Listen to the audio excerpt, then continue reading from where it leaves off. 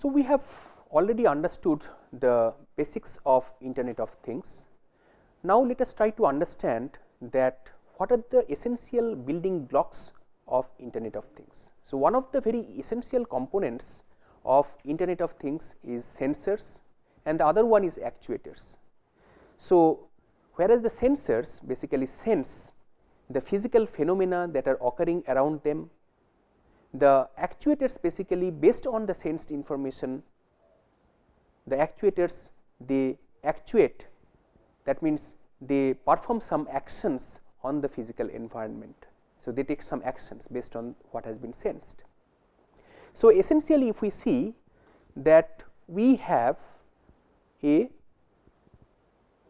gradual phase wise approach to building Internet of Things. So, we have sensors which are sensing. These sensors they sense different parameters depending on the sensor being used, for example, temperature, pressure, humidity conditions, lighting conditions and so on. Then what will happen is these sensed information are going to be sent over a connected system, that means over a network, that information will be passed. It can also involve cloud and so on, and finally, that information is going to be transmitted based on what has been sensed and based on the requirements. Some physical action is going to be taken by an actuator. So, maybe a valve might be turned on if certain conditions in an agricultural field has happened. Maybe if the field based on the sensors, it is found out that in an agricultural field the field has run out of stagnant water that is required for paddy crops, then what might be required is based on that sensed information, automatically the valve of the water pump, the deep tube well that is used or a shallow tube well that is used for irrigation, automatically that valve will be turned on so that the field gets irrigated. So, that can be done through the process of actuation. So, we have sensing, we have IoT or simply the network, and then we have this actuation. So, sensing, network, actuation. So, we start with the sensing component now, and in the next lecture we will try to understand how actuation is done. So, when we talk about sensing, we need to understand what is sensing. So, basically a sensor, it detects or senses the changes in the ambient conditions, or it can also sense the state of another device. So, maybe one sensor can check, can sense what is the state of another device. So, this is what is done with the help of sensing. So, some physical property of the ambient conditions of the environment in which the sensor is in, or of another machine or a system, a separate one, these can be sensed with the help of sensors. So, let me now show you some sensors, some real sensors that we have. So, here are few real sensors. This is a sensor that is used for obstacle detection. This is a PIR sensor, passive infrared sensor. So, this passive infrared sensor can be used for detecting if there is any obstacle. So, this is an example of a PIR or obstacle based sensor. Then we have another sensor. This is the ultrasonic sensor. This basically detects that how far that obstacle is. This is another sensor. So, we here as you can see that there are like two eyes kind of things. So, what happens is these ultrasonic sensors, they send ultrasound waves. So, these ultrasound waves are sent, and then that sound wave is going to get reflected back. We already know what is the velocity, and then depending on how much time has elapsed from the point the sound wave was sensed and the reflection is received back. Based on that, the distance is calculated. So, this sensor helps in basically getting an idea or sensing how far an obstacle is from a particular point where the sensor is. Then we have another sensor, which is the camera sensor. This is, as you can see over here, is a small IoT camera. So, it is a camera sensor.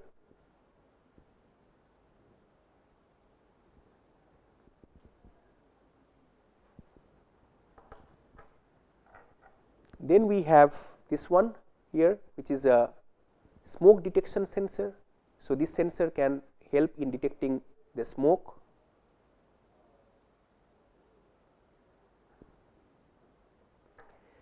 And finally, I would like to show you another sensor, which is the temperature and humidity sensor. This is actually, this measures both of these together, this particular sensor. Okay. So, these are some real life sensors, real examples of sensors that I have just shown you. Like this, there are different sensors that can be purchased. These sensors, they have different functionalities, and these functionalities are typically unique. That means that one sensor which is fabricated to measure a certain physical property, it cannot measure another one. Or more specifically, let me give you an example to illustrate this point, because this is something that many people make a mistake. So, a temperature sensor can measure temperature only. It cannot measure, for instance, smoke. It cannot detect smoke. So, these are very much application specific. Specific things, specific properties, specific physical properties can only be detected by these sensors. Now, these sensors, they come in different shapes and sizes. They can be very small, they can be very big. These sensors can be mechanical sensors, these can be electrical sensors, they can be electronic sensors, they can be chemical sensors. There are so many different types of sensors. And fabrication of a sensor is a completely different ball game. So, whether it is a mechanical sensor or an electronic sensor, electrical sensor, or a chemical sensor. So, whatever it is a completely different ball game. Typically, people who are into building of IoT, they focus more on the networking aspects. They focus more on the networking analytics aspects of IoT. There are separate researchers who work on the design of these sensors. Some of these sensors that I have just shown you, these sensors, the design, the fabrication, it is a completely different story altogether. So, this is, and typically this is done by those who are focusing on sensor design and fabrication. So, typically they are concerned only about how these sensors can be developed, they can be fabricated. They are not bothered about building IoT as such. Of course, there can be some researchers who might also take interest sensors, not just the fabrication of the sensors, but also going beyond building of the IoT. Some people might be taking interest in that, but in general it is not so. So, the sensors, based on certain stimuli, the different stimuli might be there, they can measure the changes in the physical characteristics of the environment, of the system, and so on. And these changes are basically converted to electrical signals. For example, for a heat sensor, this heat is converted to electrical signals, and this is for temperature sensors. I am sorry, this is for temperature sensor. The heat is converted to electrical signals, and for sensors such as atmospheric pressure sensors, the atmospheric pressure is basically converted to electrical signals. Okay. So, we have different sensors which measure different things, but then these sensed values are converted to respective electrical signals. Now, there is an associated terminology which is for the transducers. The transducers basically convert one form of energy into another, one form of energy being converted into another. For example, in a microphone, what we have in a microphone? So, the sound waves are converted to electrical signals.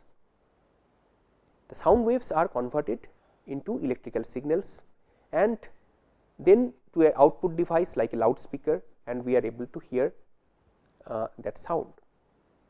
So, this is an example of a transducer. So, these terms sensors and transducers are very common, they have lot of overlap, and we have to understand the distinction between these two. There is lot of misunderstanding, people conceive sensors and transducers, they use these terms almost interchangeably, but there are differences. So, the word transducer is a collective term which includes sensors as well as the actuators that I was telling you before. The sensors can sense what is going on around them and convert to electrical signals, etc., and the actuators can basically perform these actions by maybe switching voltages or currents.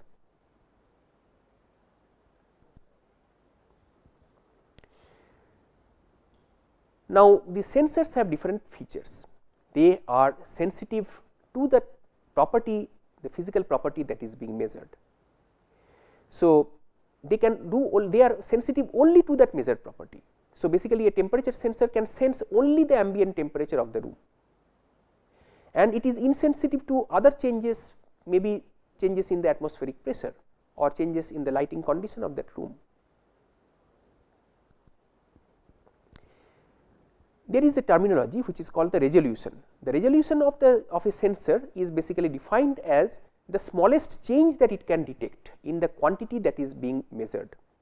So, the smallest change that it can detect. The resolution of a sensor with a digital output is usually the smallest resolution of the digital output it is capable of processing. So, based on the output, the sensors can be classified as analog or digital, and based on the data type they can be classified as scalar or vector sensors.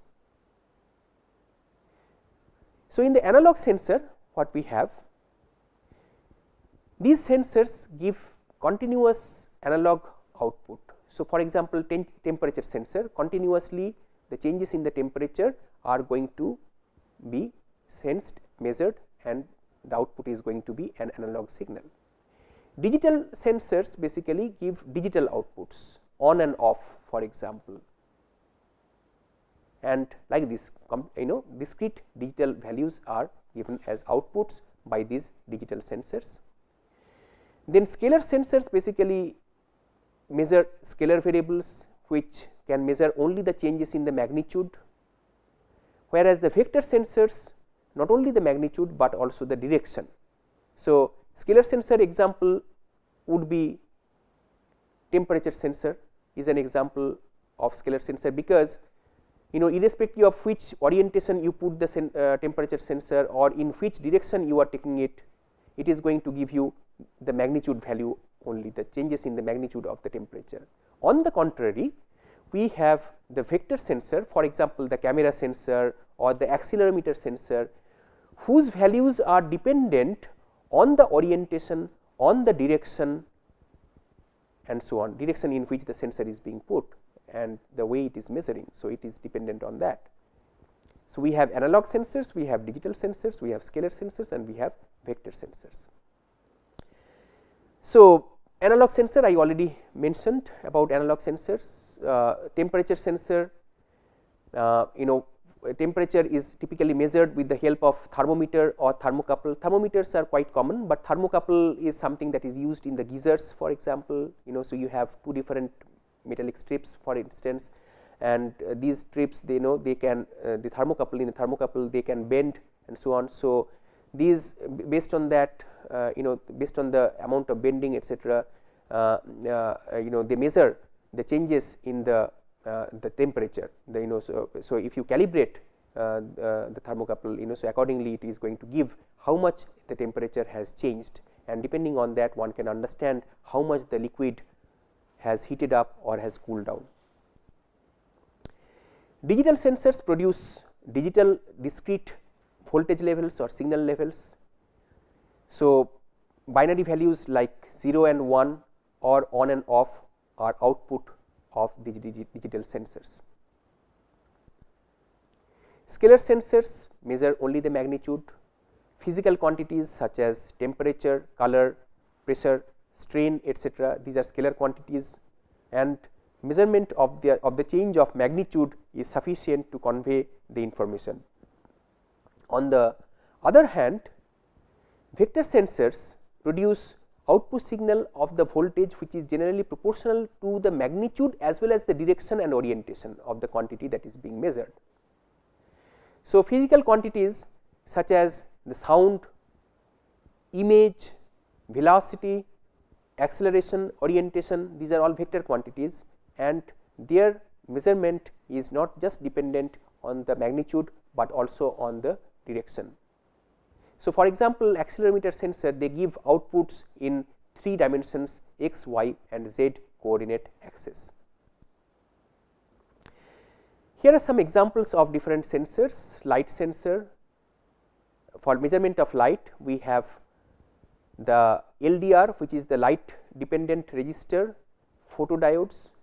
These can act as sensors for measurement of light, for sensing of light. For sensing of temperature, we have thermistor and thermocouple. Thermocouple I briefly told you, but thermistor is sort of like thermal transistor kind of thing. Okay. Then we have for force, we have the strain gauge and pressure switch. For position, we have potentiometers, encoders, optocouplers. Optocouplers basically, so the optical signals are, the optical rays are basically obstructed, and based on that the position information can be obtained. So, optocouplers. Then we have the speed. For speed sensing, we have reflective sensors, then Doppler effect sensors. So, Doppler effect based on the relative velocity, for example, relative velocity of sound, so based on that these Doppler effect sensors they work. Then we have the sound sensors, we have the carbon microphone like our existing traditional microphones, piezoelectric crystals and so on. For chemical sensing, we have the liquid chemical sensors and gas chemical sensors. So, I had already at the outset of this lecture I had shown you some real physical sensors. Here are some other pictures of few other sensors. Here is a pressure sensor, here is an ultrasonic distance sensor, tilt sensor, infrared motion sensor, camera sensor, analog temperature sensor. So, analog temperature sensor, it has in addition to the output, it has so it has 3 pins basically. One is for the plus 5 volts, the other one is the ground, the 0 volts, and this one is the middle pin is typically used for the output. Now, the sensors often they do not give data that is accurate, so there are some sensorial deviations. So, these sensors, they have each sensor, they come with certain specifications. These specifications will give you the maximum and the minimum values that it can measure of the physical property that it is supposed to measure. The sensitivity of a sensor under real conditions may differ from the value that is specified, and that is known as the sensitivity error. And then each sensor, they can be given a value which is constantly the same, constantly different. So, what I mean by this is the correct value might be something, and always it will be giving, this particular sensor might be giving a value which is an offset error or a bias, and that might, so that many units of offset error reading it will be giving at all times, and that will be constant. So, for example, 2 units of offset might be given by a temperature sensor at all times. So, that is different from the sensitivity error that I told you. So, sensitivity error is more about being sensitive to the changes, under real conditions, basically how it is being sensitive than what is specified in their actual specifications. In their actual specification, it might give certain in the actual specifications, it might be supposed to give certain values, but in real conditions it might be sensitive to certain things. So, this becomes the sensitive error, and there will be some error that will be due to that, and that sensitivity error that can change over time, and that is different from the offset error, which is constant over time. Now, these sensors typically have linear behavior. Most of these sensors, not all, have a linear behavior. So, but there is often in practice a non-linearity behavior that is exhibited by these sensors, and ideally they should behave linearly, but in practice they often behave non-linearly. So, this non-linearity is the deviation of the sensor's transfer function from linearity. So, this is basically defined as the amount of the output that differs from the ideal transfer function behavior over the full range of the sensor. So, if the output signal slowly changes independent of the measured property, this is known as drift. So, it might so happen that a particular sensor at one point will give a certain value, and then if you use the same sensors for measuring the same condition, due to the drift you might get a drifted sensed value. So, it will be different, it might be different. So, it induces some drift if you keep it over time. So, the other type of error is the noise, which is basically due to different other external factors, and it is the random deviation of the signal with time. Hysteresis error is bit different, and typically it is exhibited by analog sensors, magnetic sensors, heating of sensors that are use the principle of heating of metal strips and so on. So, in these sensors, these analog sensors or magnetic sensors and so on, sometimes what happens that the present reading depends on the past input values. How? Maybe because it uses some metal strips, and maybe the property of the functionality of that sensor is such that when you hit it, it is going to, the metal strip is going to bend. So, if it has bent once, to come back to its original position, it will take some time. So, this type of error basically talks about that, if it is hit once, you will get something. So, based on that, if you hit it once again, you are going to, your output is going to be dependent on the previous value. So, this is an error. This is known as the hysteresis error. There are different other errors such as quantization error, which is basically if the sensor has a digital output, the output is essentially an approximation of the measured property, and this is known as the quantization error. If you are sampling the signals, this leads to a type of error which is known as the aliasing error, and the sensors may at times be sensitive to the properties than the property that is being measured. For example, a temperature sensor might also sometimes be sensitive to few of the other things that are not directly being measured, maybe maybe the humidity or pressure at times, or maybe light. So, it depends actually. I mean, this is not a perfect example that I have given you, but so it can be construed, this particular error can be construed in this way, that sometimes the physical property that is being measured, that may get affected, that sensor may get affected by few of the other properties that are not directly being measured. So, this also leads to some kind of error. So, with this we come to an end of the topic of sensors. So, here we have already seen that there are different types of sensors, and I have shown you some real life sensors that can be used for building of Internet of Things.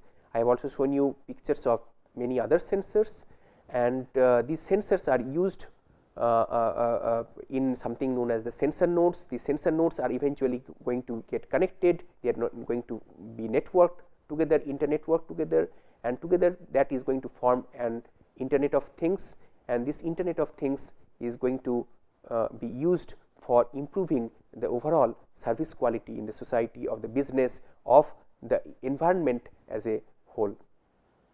Thank you.